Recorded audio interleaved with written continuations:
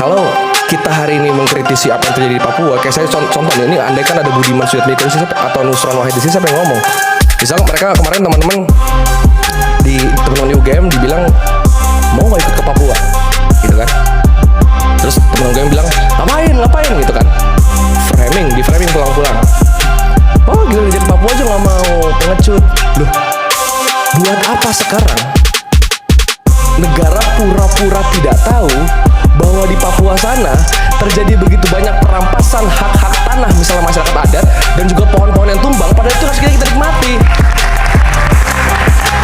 Jadi banyak sekali cacatan logika berpikir di situ. Kan nggak perlu kita harus turun dulu ke Aceh untuk tahu bahwa Aceh ada bencana. Saya turun ke Aceh dan memang beneran ada bencana ya, tapi kan nggak perlu semua orang punya kesempatan seperti saya, bisa donasi dan lain sebagainya. Jadi lagi-lagi bagaimana negara itu seringkali melakukan kritik kepada orang yang melakukan kritik, instead of negara harusnya melakukan energinya untuk memperbaiki kebijakan publik. Sekali lagi saya pengen bilang terakhir, misalnya dikatakan soal ada Seskap Teddy mengatakan ini ada inflasi pengamat, kepada siapa saya entah nggak tahu, tapi menurut saya itu hal yang nggak penting. Dia mengatakan ada invasi pengamat kepada mengkritik negara, pengamat yang tidak kompeten, tidak pada bidangnya. Memangnya menteri-menteri di kabinet juga pada bidangnya? Memangnya anggota-anggota DPR juga banyak yang punya ijazah?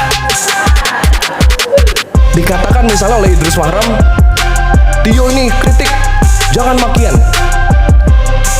Dan dianggap bahwa Tio ini tidak bermoral. Siapa yang tidak bermoral ketika dia pernah menggunakan rompi oranye karena tertangkap korupsi misalnya? Jadi menurut saya hari ini ya itulah Bang.